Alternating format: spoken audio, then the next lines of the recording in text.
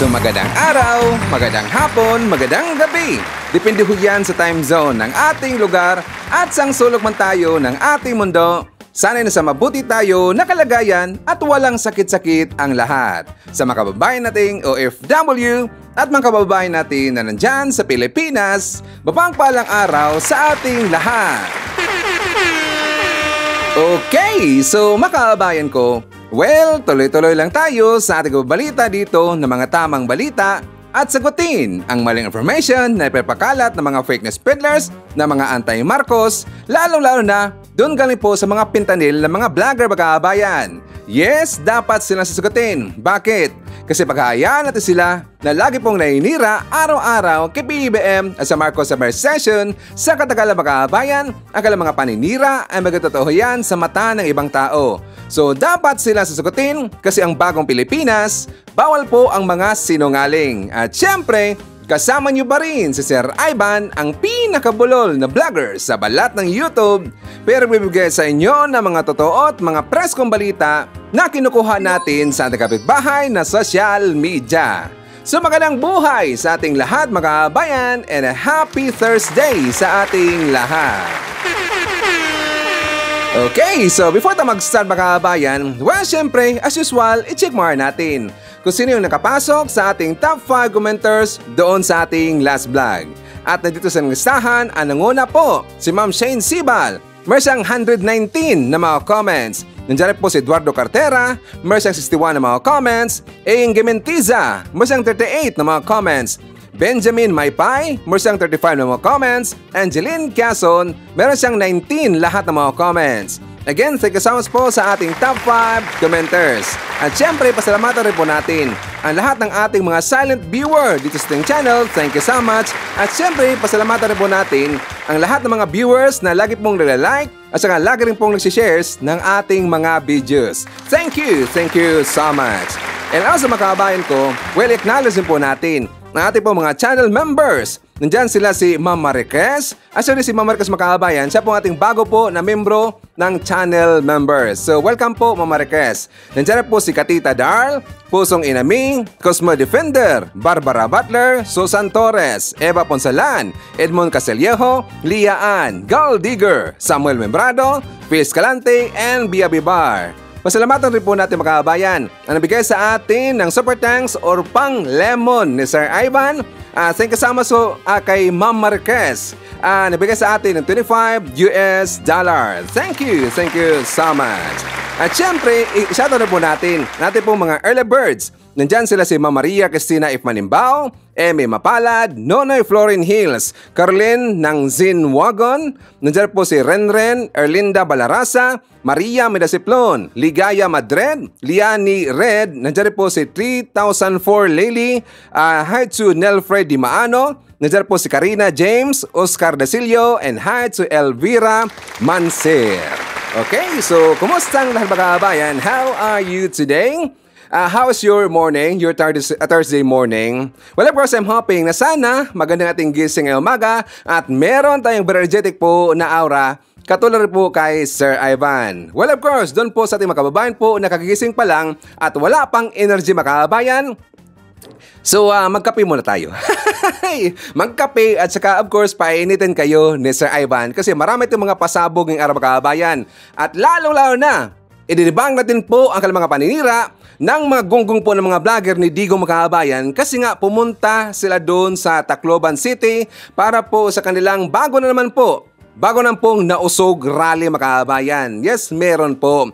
Pero I'm sure na ngayon nakarating na siguro sila kasi nga kahapon mga kababayan, nakita ko po ito pong si Kokoy, si pambansang loyal na kung saan yung napakabot-boton talaga, napakasinungaling mga kababayan kasi nga ayon sa kanila na pahirapan daw yung ticket na ng airplane ticket makaabayan kasi daw hindi sila makakuha kahit daw yung mga connecting flights nahirapan sila ng makakuha po ng ticket papunta po ng Tacloban makaabayan.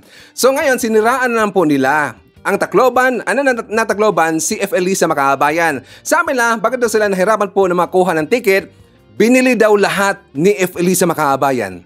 Binili daw lahat? Gonggong talaga eh. Grabe yung mga paninira ng makahabayan. Binili daw nila lahat binili daw lahat ni Efelisa yung ticket ng airplane para hindi na sila makapunta doon sa Tacloban City, mga kabayan. So nakita ko po sa vlog po ni KPL, so nag-commute na po siya, land commute lang siya, mga kabayan, sumakay siya ng bus para na po daw makapunta doon sa Tacloban City. Okay, so siniraan nila. Pati nga itong si BMR, mga kabayan, si BMR, pati nga yung isa si Parakyata yun, at saka sila yung mga banatero, siniraan na daw, ito po kakuntsaba daw nila yung taga Tacloban, yung airport, para daw hindi matuloy yung rallying gaganapin doon sa Tacloban City, mga kabayan. Kasi sabi nila, balwarte daw ng mga Romualdez, balwarte daw ng mga Marcos, mga kabayan. Well, totoo naman talaga na balwarte ho yan ng Marcos at saka ng mga Romualdez. Pero ako nagtataka, mga kabayan, bakit pa rin po sila pupunta doon? Diba? Parang feeling, talaga parang looks familiar talaga yung mga style nila ng mga bulok, mga kabayan. Yung style nila ng mga Duterte, na kung saan alam nila na mahirapan sila na makuha doon ng permit, mga kabayan. Kapag mahirapan sila makuha po ng permit, mga kabayan, well, isisin naman ito doon po sa Malacanang, kay PBBM, pati po kay Efelisa. Kahit ako po yung tatanungin, wag lang pipigilan yan. Bakit? Diyan natin kasi may kita po ang kanilang rally na kung saan puro lang katarantaduhan, mga kabayan. Puro lang pagmumura at puro lang po paninira. At yan po'y makita po ng mga waray nun, mga kabayan. Kung gaano po kagunggong yung grupo po ni Digong na pumunta dyan sa Tacloban kasi nga mag-start daw ang kanilang rally, mga kabayan, is bukas. Nakita ko kasi doon sa post po ni Jason Sa. Ang post po ni Jason Sa, mga kabayan, sabi doon, maupay nga kulop, mga kasangkayan, mga waray, mga kabayan. Sa Leyte tayo sa Mayo 24 to 25. So that is bukas, mga kabayan. Hiniling ninyo, kaya hito ang katuparan, manindigan ang mga waray, hahakbang ang makaliwat ni Leon Kilat. Hiniling daw ng mga Tacloban, mga kabayan. That is very impossible talaga. Hiniling ng taga-Tacloban na pabutahin sila dyan sa Tacloban para po magkaroon po ng nausog rally, mga kabayan, or pagmumura rally. Napaka-imposible talaga yan Bakit? Ulitin ho natin. Balwarte ho yan ng Romualdez. Balwarte ho yan ng mga Marcos, mga kabayan. Tapos sila mismo, yung nausog rally, imbitahan sila dyan sa Tacloban, mga kabayan. I don't think so. That is very impossible. Taga-Leyte rin po si Sir Ivan. So sila yung mismo pong sumugod, mga kabayan. At alam mo natin, sila po dito ay mahirapan po makakuha po ng permit. Alam mo natin yan kasi nga Mayor po Romualdez, mga kabayan. Mahirapan sila nakuha po ng binyo at saka siguro po ng permit. So dito sila mag-ingay, mga kabayan. Masasabi naman nila na sinusupresa naman po ang kanilang freedom of speech. Sinusupresa naman po dito ang kanilang karapatan po na makapagpahayag, makapagsalita, or ipahayag po ang kanilang damdamin. At saan gusto ng panawagan sa gobernador natin, puro naman kasi paninira lang, mga kabayan. Puro lang pagmumura, tas panawagan sa gobernador natin. Gonggong talaga At saka alam rin po natin, mga kabayan, ang kanilang gagawin pa rin po dito, which is walang iba, yung pababain pa rin po sa pwesto si PBBM. Sige nga, sisigaw kayo dyan sa Tacloban City, pababain ninyo sa pwesto si PBBM. Sige nga, I challenge you, mga nausog rally. Yung mga gunggong po ng mga vlogger ng Digong, mag-ingay kayo dyan. Pababain ninyo sa pwesto po si PBBM. Tingnan lang ho natin. Baka korten kayo dyan ng mga waray. Diba? So nga, mga kabayan, meron po tayong ebidensya kasi ikokorek ho natin ito pong mga kasunungalingan na sinisigaw ngayon ito po ni KPL, mga kabayan. Alam mo natin na itong si KPL, napaka-sinungaling talaga yan. Pero lagi ditong sinasabi po ng mga viewer ni KPL na tayo daw ang sinungaling, mga kabayan. Tayo daw sinungaling, samantalang tayo po nagbibigay dito ng mga screenshots, mga ebidensya, mga videos, at saka ito po ay patotoo sa ating mga claim dito, ating po mga statement o yung mga balita, mga kabayan. Well, kung yung mga ibalita natin dito ay paninira sa kanila, mga kabayan, paninira po sa mga pandinig, sa kanilang mga mata, at least, meron tayong pinapakita dito ng mga ebidensya. Unlike doon sa kabilang kampo, mga kabayan, puro lang ngaw-ngaw, puro lang daldal, puro lang opinion, at puro rin po paninira, mga kabayan. So ipaparinig ko muna sa inyo yung sinabi po ni KPL. For more details, let's watch this. No choice tayo. Walang eroplano. Kahit connecting flight, wala. Talagang pinigilan ho nila tayo, mga kababayan. Ito na ho yata ang bago nilang pagbusal sa hakbang ng Maisog Prayer Rally. Ito na yata, mga kababayan. Kaya ito, lahat gagawin para makarating lang tayo sa Tacloban, ano ho? Lahat gagawin natin. Kasi hudang magtiis tayong nakaupo ilang oras sa bus para lang makarating sa hakbang ng Maisog Prayer Rally sa Tacloban. Ayan, wala tayong dalang gamit. Inurdur tayo mga kababayan eh. Inubos daw yung ticket. Binili daw lahat ni Smugs mga kababayan. Binili daw lahat ni Smugs ang ticket. Bobo ba to mga kababayan? Bobo ba to? Asap talaga, sabihan natin na bobo, talaga eh. Bakit naman bibilihin po ni Efelisa yung ticket dyan para po sa Tacloban mga kababayan? Diba? Bakit naman bibilihin po ni Efelisa? Alam niyo ba mga kababayan, meron naman kasing meron kasing ginawa po na maintenance dyan po sa airport po ng Tacloban mga kababayan. Meron po. At saka ito po ay nagkaroon sila ito ng press conference statement na sinabi nila, this is nung April 26 if I'm not mistaken, nagpalabas po sila ng advisory mga kababayan. Ito pong CAAP. Ang CAAP sa area po ng Region 8, nagpalabas po ng advisory. Sabi dito, last April 26 pa ho. Oy, ito pong gunggong tayo itong si KPL. Last April 26, almost 1 month pa mga kababayan. Isipin niyan, almost 1 month napalabas po ng public advisory yung taga-CAAP doon. Kasi nga, meron silang gagawin po doon na maintenance mga kababayan. Yung runway po, ng airport. Lagyan yata, parang tatapalan yata po ng spalto mga kababayan. Sabi dito, Area Center Region 8, Advisory to the Flying Public. Tacloban, Daniel Z. Romualdez Airport's temporary hours of operations will be at 6 a.m. to 6 p.m. mga kababayan. So, ang ibig sabihin, meron pong flight. Meron pong flight mga kababayan from 6 a.m. in the morning until 6 p.m. po. Itong si KPL, puro lang yan paninira mga kababayan. Meron pong flight. Sabi niya, nahirapan na sila, kaya magbus na mga kababayan. At saka, ginurgol na sila, binili daw lahat yung ticket po ni Felisa mga kababayan para daw hindi sila makapunta doon. Meron po, sabi dito, effective May 2, 2024 to August 2, 2024. Per approved, notice to airmen or NOTAM issued by the Civil Aviation Authority of the Philippines on April 24, 2024 to give an ample time of runway works on asphalt overlay at Daniel Z. Romualdez Airport, Tacloban City. May we request the public to coordinate with your respective airlines for further updates of your flight. So thank you. Tingnan nyo, last April 26 pa sila, napalabas po ng advisory mga kababayan.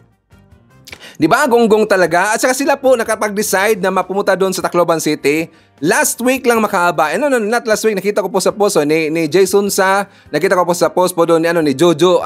Yung si Jojo makahabayan na vlogger. That is 4 days ago yata, if not mistaken. That is 4 days ago. Pero ang advisory po, na dyan po sa airport po ng Tacloban, almost 1 month. April 26 makahabayan. Di ba? Ganon sila talaga dito kasinungaling. Hindi po sinopil ang kanilang karapatan po na mag-ingay mga kababayan. Hindi po hinarangan ang kanilang pupunta doon sa Tacloban City. Well, karapatan naman nila yan. Walang problema ho yan. Para sa akin, walang problema talaga sila na mag-ingay mga kababayan. Walang problema sa akin yan. At least makita dito ng taga-Tacloban na ganun sila kagunggong po yung grupo ng makabayan. Walang problema ho yan. Basta hindi lang po gagawa po ng katarantaduhan dyan sa Tacloban City. Kasi kapag sila po'y gunggong makabayan, gagawa sila ito ng mga kaguluhan, alam ho natin yung mga waray, talagang mga maisog makabayan. Yan po ang mga totoong mga maisog. Asal pa po sa ibang lugar, siyempre maraming maisog siyempre. Pero mga waray makabayan, talagang talagang mga well-known sila ng mga maisog talaga eh. Hindi ho yan umatras po ng mga away makabayan. So dapat magpakabait sila doon. Asa wala silang gagawin po itong mga kataranduhan. Katarandaduhan nga pala. So anyways, makabayan ko, ngayon, nabalitaan nila yung inalabas po na survey ng Okta, ng Pulse Asia, pati po yung Tangerine makabayan. Well, of course, as usual, na siyempre sinabi nila na nabayaran daw yung mga survey firm makabayan. Nabayaran daw, kaya daw yung survey rating po ni Pipi Sara, ang kanang trust rating, pati po ang kanyang approval rating makabayan, bumaba daw. Talagang lumagapak. Hindi po lumugdang kundi lumagapak mga kababayan. Tingnan niyo lang po ang kanya tingnan lang po yung balita ng mga makabayan ng mga mainstream media. Example nito, BP Sara, biggest loser sa trust at saka sa performance survey. At saka dito na po sa isang makabayan, ang sa Okta Research, the biggest loser pa rin po, trust rating from 77% last December 2023, and after 3 months makabayan, naging 68 lang po. Tingnan nyo, after 3 months, naging 68. Sa approval rating, 75% sa December. After 3 months, naging 64% pa lang po. At saka talagang makikita natin dito na talagang palagapak. Hindi lang palagapak, talagang lumagapak po ang kanyang trust rating makabayan. Kitang-kita ho natin yan. Ngayon, alam niyo po doon po sa mga diehard supporter po ni BP Sara, ang dapat ninyong sisihin dito kung bakit nagaganon po yung rating ngayon, ang kanyang trust rating at yung approval rating po ni BP Sara ay dahil naman talaga yan sa mga supporter po ng mga Duterte makabayan. And unang-una, ang big factor dito kung bakit nagaganon po yung survey rating po ni BP Sara dahil rin po sa kanyang papa, ito pong si Digong makabayan. Kasi nga 'di ba lagi pong nilalait po si PBBM, lagi pong inaakasahan, lagi pong inaalapusta, inaapakan ang pagkatao makabayan, tinatawag po nito na bangag, adik daw, 'di ba adiktos, lagi po sinasabi po yan ni Hitad. Siyempre, magre-reflect ho yan. Makikita kasi yan ng taong bayan makabayan na nakita naman na napaka-hardworking po ng nating presidente. Nakita natin dito na talagang nagtatrabaho po. Nakita natin dito ginagawa niya mga proyekto at talagang nakikita po dito na epektibo makabayan. Pero bakit nila tinatawag po na ganyan? Weak leader. Kaya nakapag-isip po yung taong bayan ngayon, nagising na po yung taong bayan, nalaman na dito na hindi po ganun po si PBM. Kaya yung survey rating dito po kay BP Sara talagang lumagapak na. At saka bibigyan kayo ng example makabayan. Wala naman kasing ginagawa ngayon si BP Sara. Totoo lang makabayan. Wala talang ginagawa kundi nag-premature campaigning lang po. Like for example, doon po sa isang TikTok isang video makabayan doon sa TikTok na merong lumabas ngayon na bago. Ayaw lang i-play dito kasi konti lang makabayan napaka-konti lang na video na yon, na kung saan meron siyang napuntahan doon isang bahay at saka meron siyang nakita po na bata makabayan. Yung bata, kinamayan po ni BP Sara. Parang nangampanya siya sa bata makabayan. Bata naman, wala namang alam yan sa politika, kinamayan niya yung bata. Nakatawa talaga Kaya nga tinitulan dito sa makabayan, tinitulan po ng ating kaibigan po na isang loyalista, ang hirap mag-artista. Sabi niya, kung kinawayan mo yung bagong panganak, siyempre, ang yung tao po nakita niyan, yung netizen po nakita niyan, sabi dito ni Nexon Mendoza, walang kamalay-malay yung baby. Hoy Sara, di pa yan pwede bumoto sa 2028. Diba? Pati yung bata kinamayan makabayan. Nakakatawa talaga Kaya ang kanyang ginagawa dito, puro lang po pangangapan niya. Kasi nga, siyempre makabayan, plano naman talaga niya na tutakbo po bilang presidente this coming 2028. Kaya ngayon pa lang, very early siyang nangampanya makabayan. Kaya ayaw niya nga ayaw niyang abitawan pong pagiging DepEd Secretary. Kasi yung DepEd Secretary makabayan, may chance kasi, malaking chance kasi na makapunta siya sa iba't ibang lugar makabayan. Meron siya mga meetings doon, meron siya mga siyempre parang meet and greet, meron siya pupuntahan doon ng mga lugar na kung saan parang nangampanya mga kabayan. Kaya ayaw niyang bitawan po ang pagiging DepEd Secretary. So ngayon, ipapakita ko sa inyo yung vlog po, kasi nga si Secretary Larry Gadon makabayan, sumabog talaga.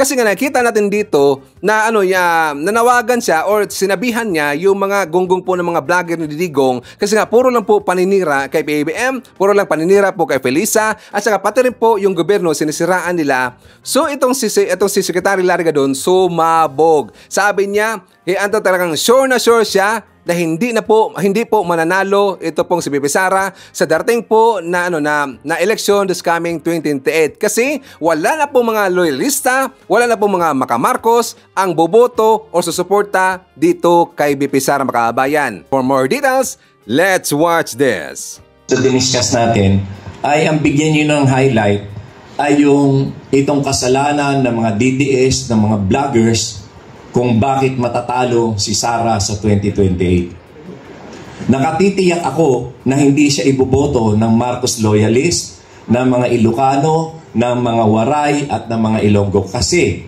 araw-araw tinatawag yung bangag at adik si BBM, anong aasahan nyo na boto galing sa kanila? Noong panahon ng 2016, nanalo si Duterte because of the Marcos loyalist votes at Ilocano votes at Waray votes. Ang lamang-lamang ni Presidente Duterte kay Mar Rojas ay 3 milyon. Alisin mo ang boto ng Ilocos Norte, Ilocos Sur, Pangasinan, La Union, Cagayan, Isabela at ang baluarte nila Martin Romualdez, baluarte na Imelda Marcos. Talo si Digong at that time. 3 milyon lang eh. Gaano lang yon? Aalisin mo yung 3 milyon kay Duterte, idadagdag halimbawa kay Binay o kay Mar Rojas, hindi mananalo si Duterte. The same political mathematics now with Sara. Since they are relentlessly attacking BBM, sinasabi nilang adik at bangag, eh hindi na nila maaasahan ng boto ng mga yan. Itaga nyo sa bato yan, hindi na nila iboboto. Hindi na sila nadala. Hindi na sila natuto. For more than 36 years, tinawag yung magnanakaw ang mga Marcos is mamamatay tao, tax evader, kung ano-ano. Natigagal ba ang mga tao dyan? Hindi. It even resulted to 31 million votes for BBM. Eh si Digong nga 18 lang. Si BBM 31 million. After nilang siraan sa loob ng 36 years. Eh yung paratang nila ngayon na bangag at saka adik, baliwala yan doon sa mga pinaparatang sa kanila dati. Diktador, mamamatay tao, human rights violators, magnanakaw. Baliwala lang yung sinasabi nilang adik at saka bangag. At saka paano mo masasabing bangag si BBM? Napakatalino. Nakita nyo nga pag nag-speech, ang lalim na kanyang mga sinasabi, hindi nagbabasa. Kahit notes, wala. Lahat spontaneous. Parehong-pareho ng kanyang ama. Na ang lahat ng sinasabi niya ay nasa isip niya agad. 3 presidente lamang ang nakita kong ganyan. Si Presidente Marcos, Ferdinand Marcos Sr., si Gloria Macapagal Arroyo, at si Bongbong Marcos. Hindi nagbabasa ng speech. Simpleng speech, binabasa pa ng iba. Pero sila hindi. Kasi talagang bukal sa kanilang loob at bukal sa kanilang talinong isip ang kanilang sinasabi.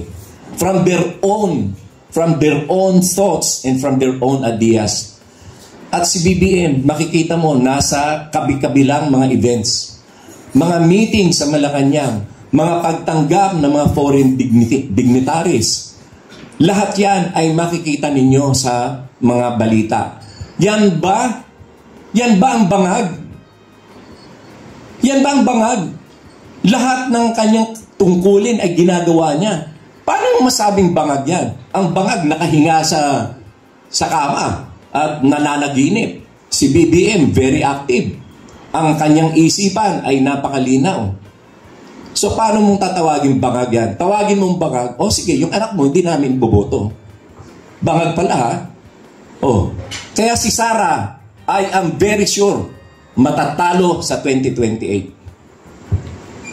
Sigurado yan. Itaga niyo sa bato yan. Kawawa si Sara dahil hindi niya ito kasalanan.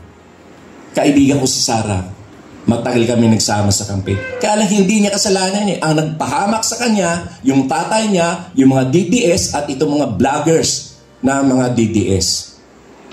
Sigurado matatalo si Sara sa 2028. Hindi siya iboboto ng mga Marcos loyalist, hindi siya iboboto ng mga Ilocano at ng mga Waray at ng mga Ilonggo. Kasi tinawag niyong bangag at adik yung aming presidente na sa loob ng 36 years, kahit anong paninira ang ginawa niyo ay hindi namin inalintana. Ngayon, kung kailan nasa pwesto siya, tawagin niyo uling bangag, tawagin niyo adik, hindi namin kayo kakampihan sa eleksyon. Kaya ito na ang katapusan ng pangarap ni Sara para maging presidente. Bumalik na lang siya sa pagka-mayor sa Davao. Iko ko po yan makabayan. Hindi talaga natin po susuportahan po yung magunggong, yung mga Duterte makabayan. Hindi na, nagising na po tayo. At nalaman na po natin po ang kalamang ginagawa pong kabulastugan sa sa pamuno po ni Digong Makabayan. Di ba sinabi ko dito, yung sinabi po ni Secretary Larry Gado Makabayan, well sinabi ko rin po yan, na ang napapahamak dito, ang sumisira dito sa mga Duterte, kay Pipi Sara, mismo po ang papa po ni Pipi Sara Makabayan. Yung pong si Digong, pati po kanilang mga alipores, kanilang pong mga supporters, lalo na ang kanilang pong mga vlogger Makabayan. Yan po ang nagpapasira po kay Pipi Sara, ang kanilang mga vlogger, sila po si Hitad, sila, alam ho natin po, yung mga gunggong po ng mga pro-China ng mga vlogger, yung mga pintan nila mga vlogger Makabayan, sila po dito ang sumisira. Tapos sinisisi na dito, sa ang kanang inakasahan na dito yung survey firm na bakit daw lumagapak yung yung trust rating at saka yung approval rating ni Pipi Sara dahil daw nabayaran yung tatlo po ng mga survey firm Makabayan. Yung tatlong survey firm nabayaran, gonggong talaga di ba? So totoo yan, nagising po ang taong bayan. So kung nandyan lang po ako sa Leyte Makabayan, kung nandyan lang po ako sa Pilipinas, kung matuloy man yung rally nila bukas doon po sa Tacloban City, talagang pupuntahan ko sila Makabayan. Pupuntahan ko talaga dyan. Kung nandyan lang po ako sa Pilipinas, nandyan po ako sa Leyte. Sayang wala ako dyan Susugurin ko sana. Makita kami doon ni KPL, ni Kokoy Makabayan, yung napakaitim na maitim na yung ang kanyang lips, ang lips niya maitim, yung mata dito maitim, pati po yung budhi ang itim Makabayan, di ba? Kung gaano po kaitim ang kanyang lips, ang kanyang labi at saka kanyang mata, ganun po kaitim ang kanilang budhi kasi nga sila po ay mga salot ng lipo na Makabayan. Magkipagdebate pa si Ivan doon kay KPL. Ang sarap talaga, no? Ang sarap siguro magkapag-debate. Okay ba tayo Makabayan? Aasarin ko pa yon. So anyways, bago na pupunta doon sa mga iba pang mga mainit na mga issue Makabayan, well, of course, bakit na makalimutan? Well, siyempre, sana sa ibang balita muna tayo, sa good news muna tayo Makabayan. But before that, isar muna natin. Siyempre, ito mga pinalangga ng mga legends, ang ating mga senior citizen. Hala po, kumusta? I'm hoping na sana maganda ang ating kondisyon ngayong araw, okay? Nandiyan po kasama natin ang mga pinalangga ng mga Marcos Loyalist. At syempre, kasama rin po natin ang mga DDS na mga matitino. Nandiyan po kasama natin ang mga Pinklawan. At saka syempre, i-welcome rin po natin ating po mga new subscribers na bagong pasok sa channel. Welcome to the family and thank you po for appreciating our channel. Okay? So, napansin ko Makabayan, na nakaabot na pala tayo ng 200,000 po na subscribers. Thank you so much. 200,000 na po sa Ivan. Of course, hindi kasi yan mangyari Makabayan kung hindi po dahil sa inyo. Dahil po yan sa inyong napakainit po na suporta dito sa ating channel, kaya naabot ko po yung ganun po na milestone, naabot na po ng 200,000 po na subscribers ang ating channel Makabayan. Again, thank you so much talaga. So, ipapangako ko sa inyo Makabayan na pag-igihan ko pa dito ating pong pag-research, ang paghanap po ng mga kabulustugan po ng kabilang kampo at saka i-debunk natin Makabayan. I-correct natin nila ang kanilang pong mga kabulustugan, okay? So makasa po kayo at saka yan po ay pangako po ni Sir Ivan. At saka po protektahan po natin si PBBM kasi marami po mga salot ng lipunan na nakapalibot po sa kanya Makabayan. Again, thank you so much po sa ating mga viewers, sa lahat po nating mga viewers, at saka yung mga haters. Ang mga haters, thank you so much rin po, okay? So anyways, good news muna tayo Makabayan.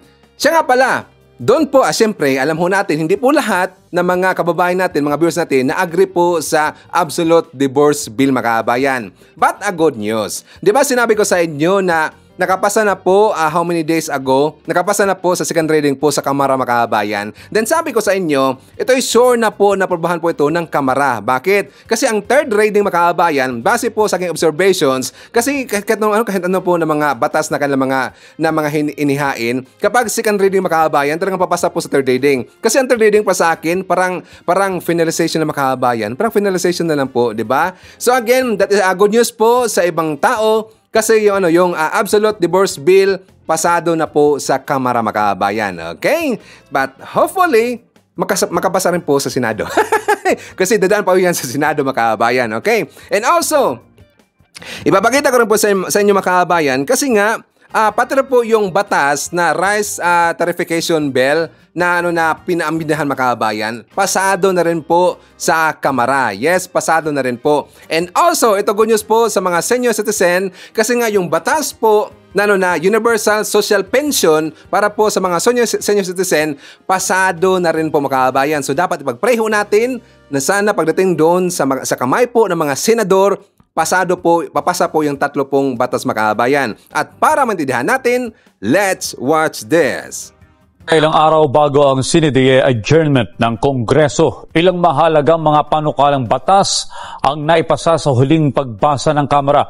Kabilang na dyan ang panukalang inaasahang magpapababa sa presyo ng bigas at mga panukala para sa kapakanan naman ng mga senior citizens.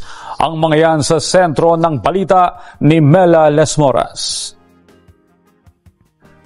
With 231 members voting in affirmative, 3 in negative, and 1 abstention, House Bill number 10381 is hereby approved on third and final reading. Lusot na sa ikatlo at huling pagbasa ng Kamara ang House Bill No. 10381 o panukalang pag-amyenda sa Rice Tarification Law. Sa ilalim ng panukala, target na maibalik ang kapangyarihan ng National Food Authority na makapagbenta ng bigas sa mga pamilihan lalo na sa panahon ng emergency. Layon din itong mapalakas ang rice buffer stocking at market intervention sa ngalan ng mas murang bigas. Ang Department of Agriculture papayagan ding magdeklara ng food security emergency kung may kakulangan sa supply o sa oras na tuloy-tuloy ang pagtaas ng presyo ng bigas. At sakali namang magkulang ang supply, papayagan na ulit ang NFA na mag-import ng bigas pero sa ilalim lang ng pahintulot ng Agriculture Secretary. Ayon kay House Speaker Martin Romualdez, alay nila sa mga Pilipino ang panukalang ito. Pinasalamatan din niya ang mga kasamahang mambabatas sa maagap na pagpasa rito. Ang iba pang mambabatas ikinalugod din ang mabilis na pag-usad ng RTL Amendment Bill at hiling nila sa ilalim ng bagong pamunuan ng Senado. Sana'y mabigyang prioridad din ito, gayon din ang ilan pang mahalagang panukalang batas. So hopefully yung rice tarification law, amendments to the rice tarification law, yung budget modernization bill, yung National Defense Act at yung amendments to the EPIRA law mapasa with the new Senate leadership. Bukod naman dito sa plenaryo ng Kamara kahapon, ilang mahalagang panukalang batas pa ang naipasa sa ikatlo at huling pagbasa, lalo na para sa kapakanan ng mga senior citizen. Pangunahin na riyan ang House Bill No. 10423 o panukalang paghahatid ng Universal Social Pension sa lahat ng senior citizen sa bansa at hindi na lang sa mga kapuspalad. This long-awaited and much-anticipated universal social pension will finally give due recognition to the countless contributions of our beloved senior citizens to our society. I would like to thank our dearest President Ferdinand R. Marcos Jr. that under his administration, our beloved senior citizens are accorded utmost respect and priority. Dumalo mismo sa sesyon ang ilang senior citizens group kahapon at sa pagpasa ng panukala, masigabong palakpakan ang hatid nila bilang pasasalamat sa mga mambabatas. Narito naman ang iba pang panukalang nakalusot na rin sa huling pagbasa ng Kamara. Ngayong Miyerkules, huling araw na ng sesyon ng Kamara bago ang sinidie adjournment at inaasahang mas maraming panukala pa ang ipapasa ng mga kongresista. Maagang dumagsa ang mga mamimili sa Kadiwa Center sa Valenzuela City para sa 29 pesos na kada kilo ng bigas. Ang sentro ng balita mula kay Bernard Ferrer. Maagang sinadya ni Jai ang Kadiwa Store sa AMVA Housing sa Barangay Ugong, Valenzuela City. Nabalitaan niya kasi na maaring mabili ang 29 pesos na bigas. Malaking tipid sa tulad niyang naghihigpit ng sinturon sa araw-araw na gastusin. Pahirap ang buhay po natin ngayon. Mas mainam na makakabili po tayo ng mas murang bigas. Aabot ng 7 kilong bigas ang nakukonsumo nila sa isang linggo kaya malaking katipiran ang nabili niya sa Kadiwa. Umaasa naman si Reggie na magtatagal pa sa Kadiwa ang 29 pesos na bigas. Lalo't malaking tulong ito sa mga walang permanenteng kinikita. Kaya napabili ako dahil at least mura na kaysa nabibili sa labas, 1/2 difference. So, samantalahin ko rin. Mabibili ang mga murang bigas sa mga sumusunod na lugar: ADC Building ng DA Central Office sa Quezon City, Kadiwa Center sa loob ng Bureau of Land Industry sa Malate, Manila, Kadiwa Store sa Liano Road, Barangay 167 sa Caloocan City, Kadiwa Store sa AMVA Housing, La Mesa Street, Barangay Ugong sa Valenzuela City, at Kadiwa Center sa Philfida Compound, Aria Street, Talondo sa Las Piñas City. Nasa 2 kilong bigas kada individual ang maaring mabili dito sa Kadiwa Store sa AMVA Housing. Available rin ang mga sariwa at murang gulay dito sa Kadiwa. Pinuno naman ni Roda ang kanyang plastic bag ng mga gulay. Hindi na kasi siya kailangang pumunta sa palengke para bilhin ang lulutuin sa pananghalian. Makakapagluto kami ng mga masustansyang pagkain para sa pamilya namin. At the same time, kayang-kaya ng budget namin. Ramdam ng mga mamimili ang magandang epekto ng Kadiwa, kaya umaasa sila na magtatagal ito sa kanilang lugar. Okay, so doon po sa mga haters na naghanap po ng 20 pesos per kilo na bigas, well, at least meron na pong 29 pesos per kilo na bigas dyan po sa Kadiwa Store. At baka isipin nyo, yung bigas dyan na 29 pesos per kilo na bigas, baka pagkain aso ng makabayan or baka pagkain baboy lang. Ganyan kasi sinasabi kasi para pagkain na doon ng aso makabayan. Hindi po. Yan pong 29 pesos per kilo na bigas sa dyan sa Kadiwa, premium ho yan. Premium ho yan na bigas. Okay? So at least mayroon makabayan. So malapit na. Malapit na yung 25. Hopefully, mga in the coming days o baka month makabayan, baka mangyari na yung 25 pesos per kilo na bigas. At saka aabot po sa 20 pesos per kilo na bigas. kapag darating po at saka mangyari po na magiging 20 pesos per kilo na bigas ang mabili natin dyan sa Kadiwa Stores at saka doon rin po sa mga market makabayan, isampal natin sa mga haters. Isampal natin po sa mga mapanirang tao at doon rin po sa mga naghahanap po ng 20 pesos per kilo na bigas. Malapit na, 29 na eh.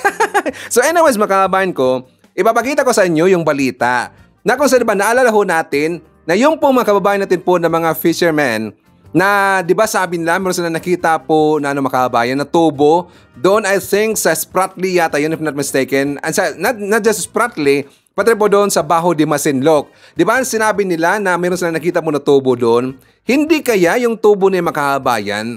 Marami kasi nag-isip at meron pong kumakalat ngayon na isang newspaper from China makabayan na may plano pala yung China na magtayo po ng tunnel dyan po sa mga artificial islands sa makabayan. Dyan po, siyempre, dyan po sa Bajo de Masinloc, sa West Philippine Sea, kung saan meron silang artificial island, gagawa pala sila ng tunnel makabayan.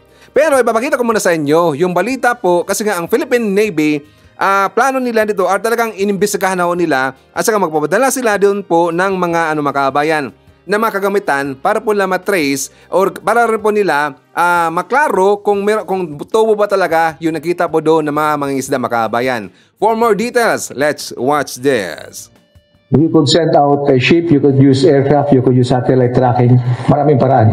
You could leverage our partners and ally. Maraming paraan para makumpirma ang sumbong ng mga mangingisda sa Masinloc, Zambales na umunoy may ibinaong tubo sa loob ng Bajo de Masinloc ang mga Chinese na nakahimpil doon. Ayon sa Philippine Navy, maaaring magpadala ng barko sa mismong bahura, gumamit ng satellite tracking o kaya naman ay humingi sila ng tulong sa mga kaalyadong bansa ng Pilipinas. Bagamat natanggap na nila ang ulat mula sa mga mangingisda, wala pa silang kumpletong detalye ng sinasabing inilagay na tubo. Aantayin aniya muna nila ang investigasyon ng National Task Force for the West Philippine Sea sa ulat na ito. Sa ngayon, wala pa silang namomonitor na reklamasyon sa Bajo de Masinloc. There were reports of having some pipes spotted underwater, but we are still confirming this, and rest assured the National Task Force of West Philippine Sea will come out with a pronouncement once confirmed. Ang Philippine Coast Guard wala pang kinukumpirma tungkol dito, pero iniimbestigahan na daw nila ang nasabing ulat. Well, first of all, our Coast Guard operatives hasn't really confirmed yet the presence of such pipe.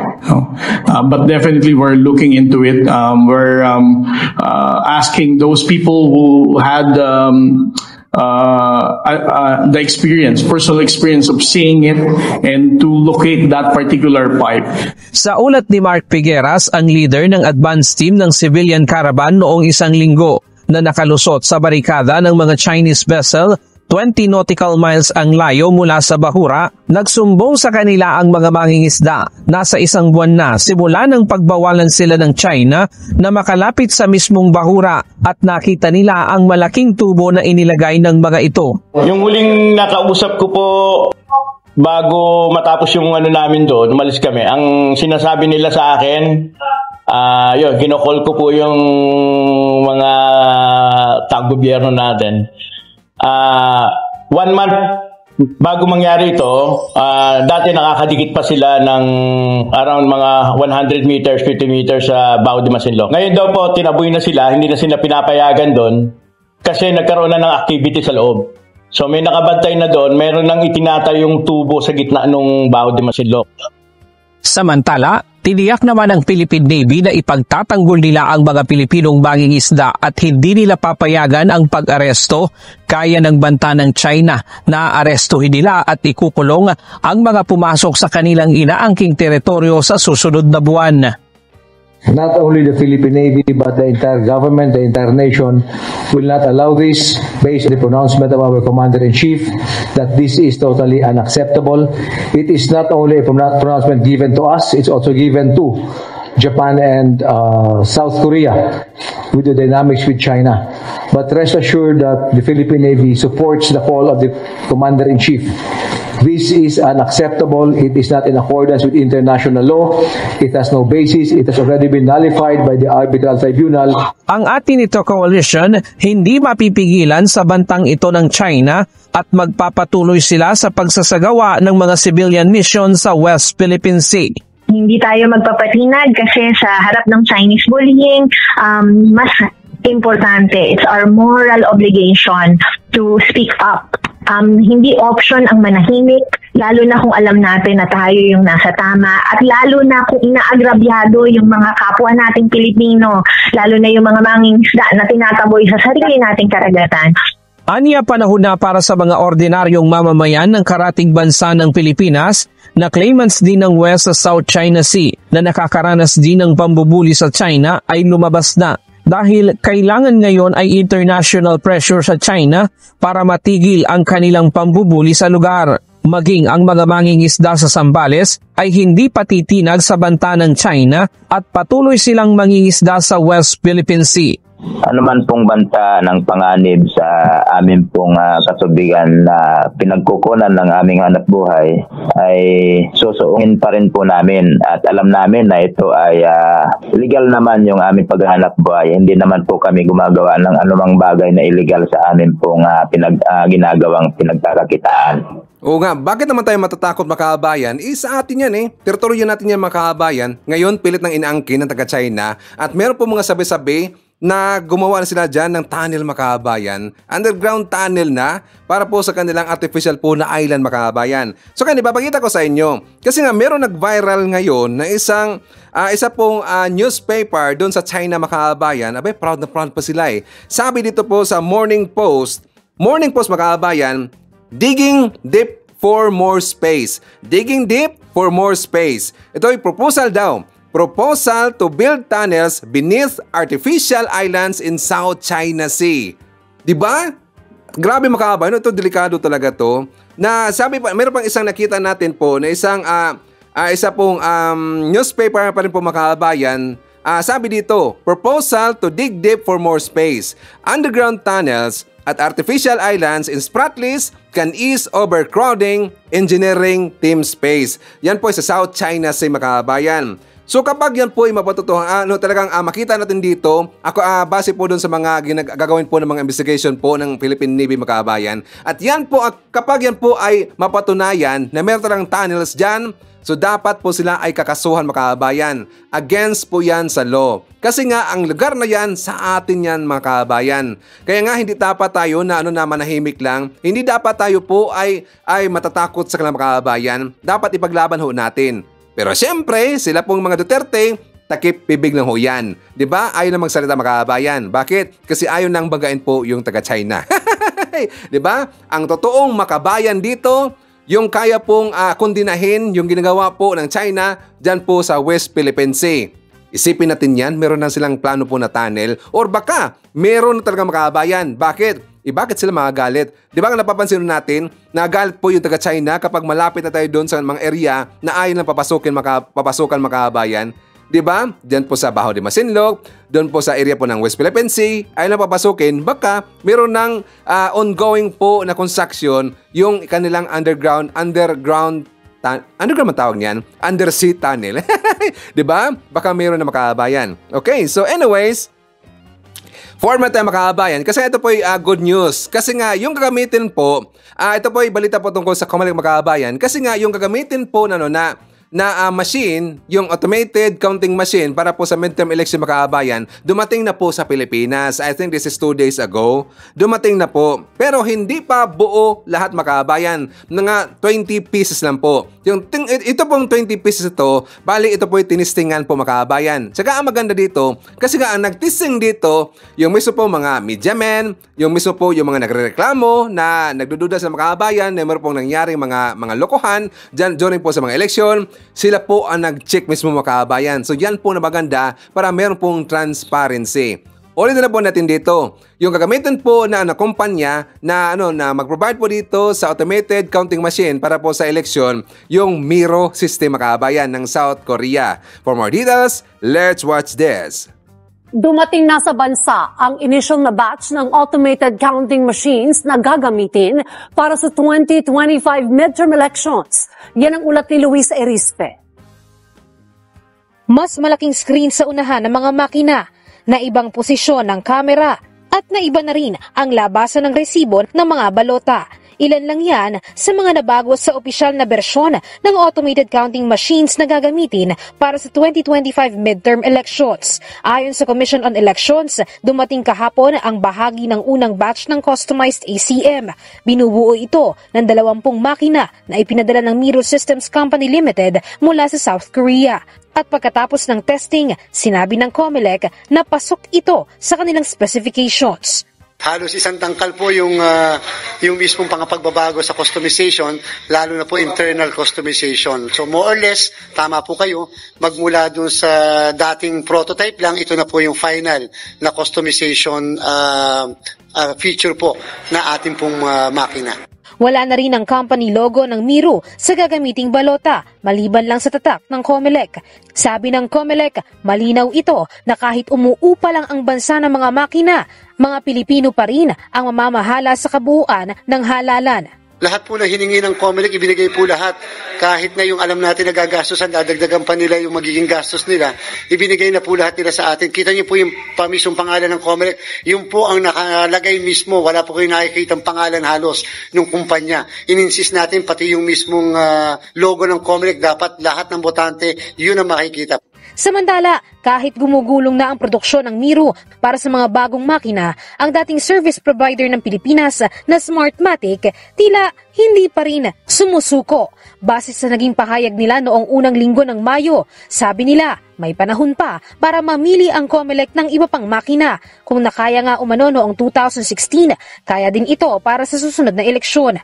Sagot naman ng Comelec, hindi porket ang Miro machines ang magbibilang ng mga boto sa 2025, sila na rin ang kukunin sa mga susunod pang halalan. Sa ngayon, 20 pa lang na makina ang nasa Comelec warehouse sa Santa Rosa, Laguna. Sa Agosto, inaasahang makukumpleto ang pagdating ng unang batch ng ACM na aabot sa 20,000 units. Samantala, bukod sa produksyon ng ACM, nakabantay din ng Comelec sa mga insidente ng hacking at vote buying. Sa buwan pa lamang ng Abril ay nakapagtala na ang komisyon ng halos 400,000 hacking attempts sa kanilang website. Maganda po yung plano ng Comelec makabayan. Maganda talaga Nagusto ko yan kasi wala na palang server na gagamitin.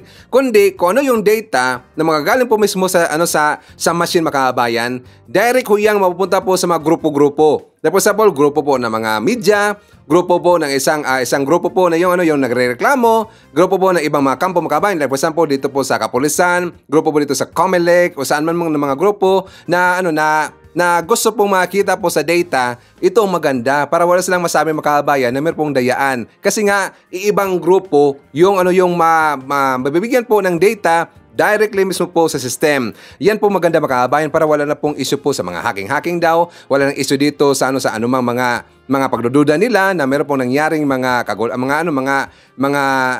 parang dayaan mga kababayan, para po yan maiwasan. So ako po'y hanga dito sa idea po ng COMELEC kasi gusto talaga nila ng transparency mga kababayan. Okay? So anyways, before po natin pag-uusapan po yung post po ni Efelisa Makabayan, yes, meron pong post si Efelisa na talagang nagulantang dito yung mga DBS Makabayan, yung mga alipores po ni Digong at saka ni Hitad, nagulantang lahat eh. Tsaka before that, isa-tumar natin, nandyan po si Elvira Manser, Angelita Holsinger, nandyan po si Evelyn New Worley, hi to Munez Borromeo, hi to M. Sarino, Sarah Brightman Vlog, nandyan po si Rose Guevara, Mary Jane Tan, Romana Manuel, hi to Teresita Temalawan, isa-tumar po natin, nandyan po si Enid, nandyan po si Joyful Pinay, Evangeline Rerolie, Teresita Rojas Causon, Belly Chu, Wilma Malabanan, Clay Guillermo, and hi to Jensky Dura. Okay, so makahabahan ko, ipapakita ko muna sa inyo yung post po ni Efelisa. And I'm very sure that some of you nakita nyo na po na kung saan, diba kasama po doon ni Efelisa, ni BBM, yung mga senador makahabayan, bumisita doon sa Malacanang. Diba? Nakita na ba natin yan? Kasi nga, nagkaroon pala dito ng dinner makabayan. Nagkaroon po ng dinner. Eh, syempre, ang post po ni Hitad, kaagad-agad, umatake kaagad, ang sabi niya, wala na talaga yung mga senador, yung sa Senado, nabayaran na daw ni Efelisa Makabayan. Membro na daw ng bangag. Diba? Eh, syempre, yun po kasing iniisip kaagad na yung mga gunggong po ng mga tao makabayan, pinagdudahan kaagad. Hindi ba nila alam na yung invitation po ni Efelisa, ni PBBM, doon po sa mga senador, 3 weeks ago pa makabayan? Hindi pa nangyari yung botahan doon na kung saan na pinatalsik nila itong si Mixubere. Hindi pa po. 3 weeks ago pa yung invitation. Pero the other day po ito nangyari makabayan. Or the other night po ito nangyari. That is kahapon makabayan. So para po tayo maliwanagan kung ano ba ang kanilang pag-uusapan doon makabayan, ipapakita ko sa inyo yung statement nila po ni Robin Hood Padilla, yung lahat po ng mga senador na napuntahan doon, sila po, si Ches, para po malaman natin ano ba ang kanilang pinag-usapan doon, kasama po si PBM, kasama rin po si Efelisa Makabayan. For more details, let's watch this. Matapos ang balasahan sa Senado, nung Lunes, pinulong naman ni Pangulong Bongbong Marcos ang bagong Senate leadership sa palasyo kagabi. Pero paglilinaw ni Senate President Chis Escudero, simpleng hapunan lang ang nangyari at hindi pinag-usapan ang politika. Nasa frontline ng balitang yan si Camille Samonte. Purely social, ganyan inilarawan ni Senate President Chis Escudero ang naging dinner nila sa Malacanang kagabi. 13 senador ang dumalo sa pulong kasama sina Pangulong Bongbong Marcos at First Lady Liza Araneta Marcos. Nangyari ito isang araw lang matapos palitan si dating Senate President Mig Zubiri. Pero giit ni Escudero, casual na hapunan lang ang nangyari at hindi na pag-usapan ang nangyaring balasahan. Ito unang pagkakataon nagpunta ko at pakiramdam ko dapat lamang naman bilang bagong halal na tagapangulo ng Senado. Socials lang yon. Base sa Instagram post si First Lady Liza, kasama sa dinner kagabi sina Senator Win Gatchalian at Senator Loren Legarda. Pareho silang kaalyado ni Zubiri, pero paliwanag ni Senator Gatchalian, matagal nang pinadala ng Malacanang ang imbitasyon at lahat naman invited.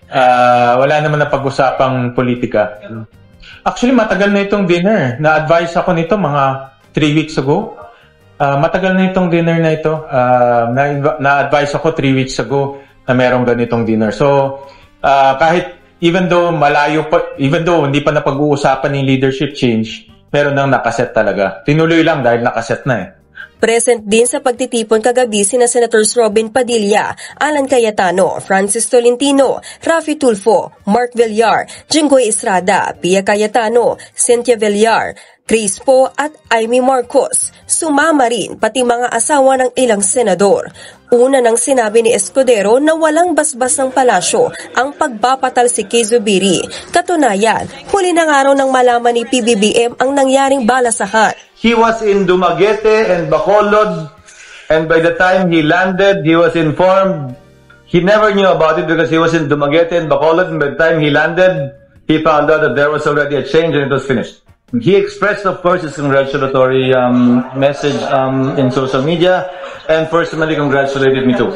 Nilinaw din ni Escudero na hindi pinag-usapan sa meeting ang charter change. Sinigundahan siya rito ni Senator Padilla na kahit pabor din sa Chacha, hindi rin ito binanggit kagabi sa dinner. At hindi rin po napag-usapan kung kami uutusan niya dahil hindi naman po kami siguro dapat niyang utusan dahil hindi naman po kami sa ilalim niya. Yung pong dinner ay may kinalaman lang sa kwentuhan.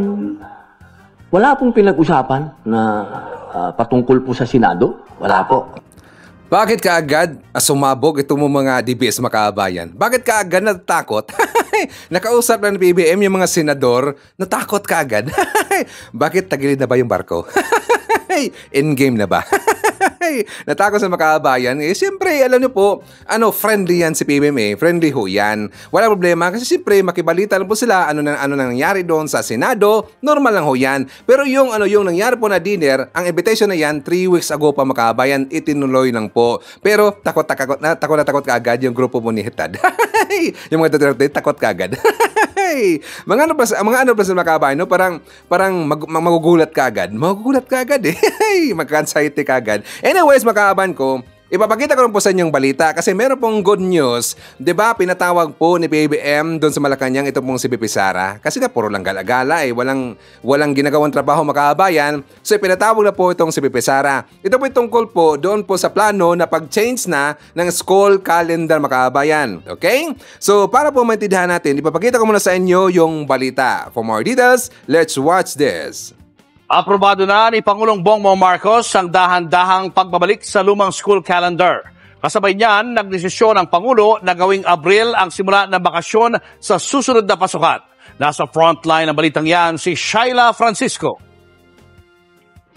Nagpulong kahapon sina Pangulong Bongbong Marcos kasama si Vice President at Education Secretary Sara Duterte. Masinsinan nilang pinag-usapan ang tungkol sa bagong school year calendar para maibalik sa dating Hunyo hanggang Marso ang pasukan. Ang rekomendasyon ng DepEd, simula ng klase sa July 29, 2024 hanggang March 31, 2025. Dalawang inilatag na opsyon. Una, magkakaroon ng dagdag na 15 Saturday classes para mabuo ang 180 days na pasok. Pangalawa, walang Saturday classes pero mas maikli ang kabuang pasok, 165 days lang.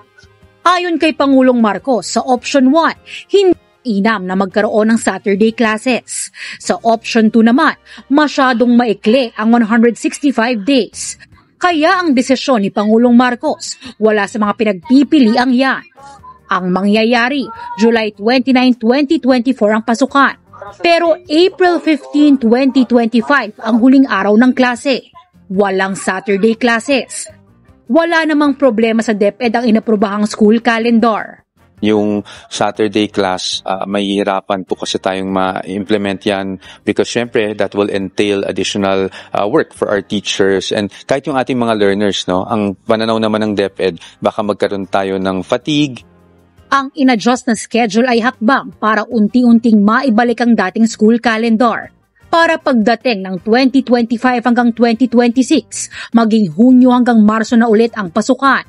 Nagsimulang panawagang ibalik ang dating school calendar dahil sa sunod-sunod na suspension ng face-to-face classes, bunsod na matinding init ng panahon. Idinadaing din ng mga estudyante, magulang at guro ang epekto ng El Nino sa kalidad ng edukasyon. Mas maganda sana kung ibalik yun dati, yung April 15 or March lang dati, di ba?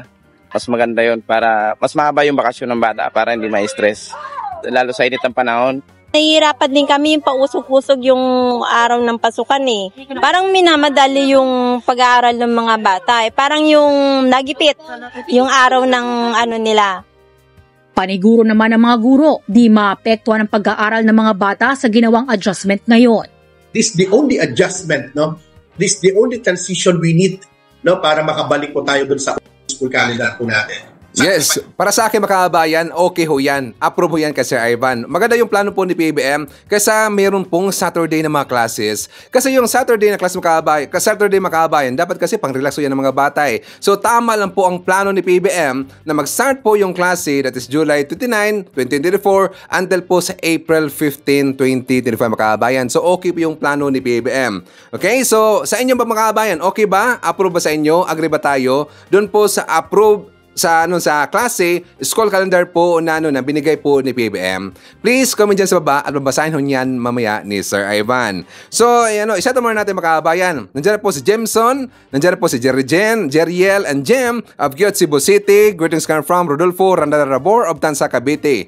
Hi to Vivian Torning, nandiyan po si Evelyn Garcia, Carmila Managay Angelas or Salinga. Hi to Johnny Jax, Helen Martinez, Edith Rabaya, and hi to Marquez Hernandez. Shoutout po natin si Gemma Sampilo Camarines. Okay, so ipapakita ko sa inyo mga kabayan yung nangyari pong hearing tungkol po kay Mayor Alice Go. Well, as usual, marami pa rin pong kasinungalingan mga kabayan, kasinungalingan pa rin po. At saka ang kanyang pagiging amnesia girl. For more details, let's watch this. Hindi na naman nagtugma ang mga salaysay ni Bamban Tarlac Mayor Alice Go sa nilalaman ng kanyang birth certificate na inusisa sa pagdinig ng Senado kanina. Handa naman daw sumalang sa lie detector test ang mayor para patunayang totoo ang mga sinasabi niya. Nasa frontline ng balitang yan si Ria Fernandez. Magandang umaga po. Imbes na malinawan, mas dumami lalo ang tanong tungkol sa pagkatao ni Bamban Tarlac Mayor Alice Go sa muling pagharap niya sa Joint Committee hearing ng Senado hinggil sa iligal na operasyon ng Pogo sa Tarlac.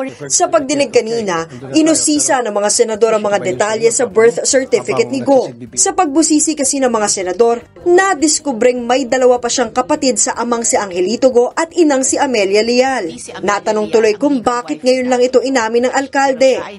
Sheila L. Guo at Siemen L. Guo at isa pang dokumento na Sheila Leal Guo at Siemen Leal Guo.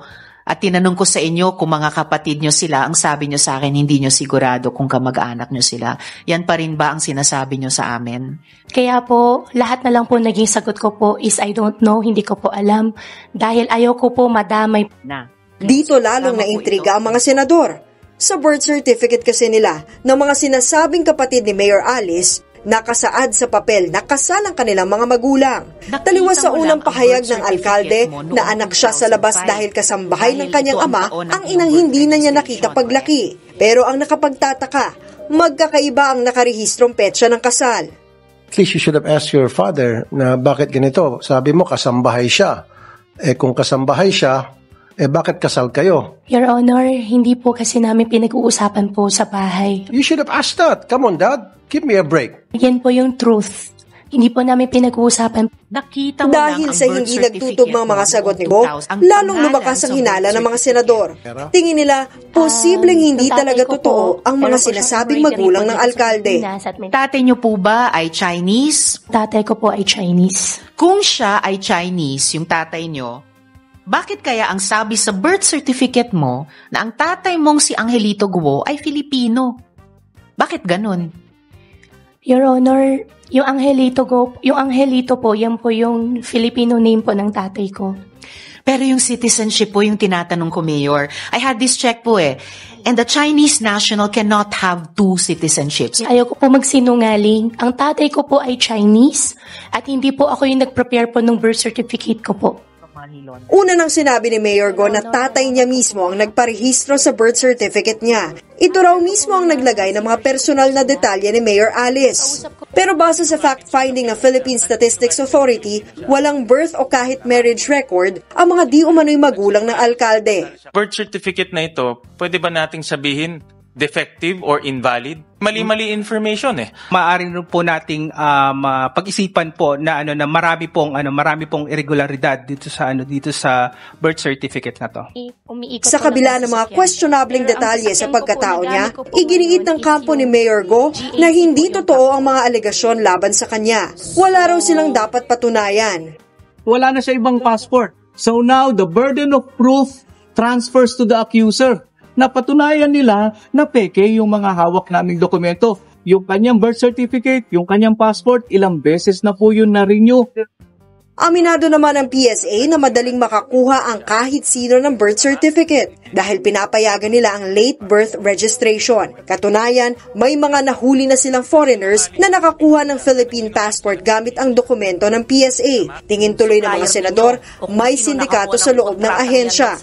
Ang ugat nitong lahat ay PSA. Kung may sindikato sa mga ahensya ng gobyerno, At siguradong meron. Kasi paano naman magkakaroon ng mga pekeng birth certificate? Paano magkakaroon ng authentic Philippine passports? Tinanong din si Mayor Go kung marunong ba siyang magkapampangan. Inamin niyang hindi siya ganun kagaling kahit sinasabi niyang sa Tarlac siya lumaki. Puro raw kasi Bisaya at Tagalog ang mga kasama niya sa farm. Pero inamin din na Mayora na marunong siyang mag-Hokkien na dialekto ng China at nagpasample pa nga. Guay lao pe, tui tai liok lai. Continue. Gua si Tiongkok lang. Gua si Philippine lang. My father is from China. I am not a Chinese. I am a Filipino. Para matuldukan na ang mga agam-agam, may hamon naman kay Mayor Go si Senator Tulfo. Are you willing to undergo a lie detector test? Yes po, Your Honor. Matapos ang pagdinig ng Senado, giniit ng Mayora na hindi siya espiya ng China. Ako po ay isang Filipino. Yun lang po. Maraming salamat. Lalo na po, hindi po ako spy. Nagbabalita mula sa Frontline. Ria Fernandez, News 5. Naungkat din sa pagdinig ng Senado ang kaugnayan ni Mayor Alice Go sa ilang kasosyo niya sa negosyo na sangkot din sa money laundering sa Singapore. Ayon sa alkalde, hindi niya alam na may criminal record ang kapwa niya incorporator sa Baofu Land Development Incorporated na sina Zhang Ruijin at Lin Baoying. Ayon kay Senator Risa Ontiveros, sangkot ang dalawa sa bilyon-bilyong pisong money laundering case na iniimbestigahan ngayon sa Singapore. Pero depensa ni Go, kahapon niya lang din ito nabalitaan. What it really looks like to me ay Baofu was deliberately formed by you and individuals involved in money laundering and other criminal activities. Nalaman ko po kahapon to sa Facebook post niyo po. After ko po malaman, sinearch ko po sila. Ang kausap ko po dyan sa Baofu po ay yung si Zhang Ziyang. Yung dalawa po, hindi ko po sila nakausap. Dito na siya nasermonan ni Senator Ontiveros. Hindi raw katanggap-tanggap ang paliwanag ni Go. Lalo't responsibilidad niyang alamin ang background ng kasosyo niya sa negosyo. Hindi ba dapat kung papasok kayo sa ganyang kalaking negosyo, napakalaki kumpara sa mga nauna nyo ng mga negosyo, hindi ba dapat nag-due diligence kayo? Napakasinungaling tayo makabayan. Talagang ramdam na ramdam ko, nagsisungaling po itong si Mayor Alice Go, di ba? Sino bang agree dito na si Alice Go ay nagsinungaling makabayan? Please comment dyan sa baba at babasahin nun yan mamaya ni Sir Ivan, okay? So anyways, kasama rin po natin ngayong araw. Nandyan po si Victor Robin, si Apple Nash, nandyan rin po si Gemma Sampilo Camarines, hi to Elizabeth Loziro, kasama rin po natin si Rosalie Cartera, Robin Basinga Salindong, nandyan rin po si Jemazo LV, nandyan rin po si For Lovely Grandma, Susan Sikuan, and hi to Maria Marlene Nembido Bautista. So any comment, suggestion, reaction po sa ating mga topics ngayong araw, please feel free to comment dyan sa baba. At saka siyempre, babasahin yan mamaya ni Sir Ivan. As usual, yan po ating manakalap mo ng mga balita ngayong araw. Kung nakaabot ka po sa portion na to, sana nakapag-like na ho tayo. Libre po ang mag-share, libre din ang mag-subscribe. Again, maraming salamat sa mga viewers na hindi nag-skip ng ating mga commercials. Thank you so much. At before natin tatapusin ang ating programa ngayong araw, sana sabayan nyo si Sir Ivan para sa ating live messaging prayer. Mahal na Panginoon, Ikaw ang aking lakas, aking pag-asa at aking kagalakan. Kailangan po kita sa lahat ng oras. Pakiusap, protektahan mo po ang aking pamilya, mga kaibigan at sinumang nagbabasa nito. Dalangin ko na ang kamay ng Diyos ay hindi titigil sa pagtulong sa atin sa mahihirap na sandali ng buhay. Naway alisin ng Diyos ang ating pasakit, mga alalahanin at problema at palitan ang mga ito ng kalusugan, kaligayahan at kapayapaan.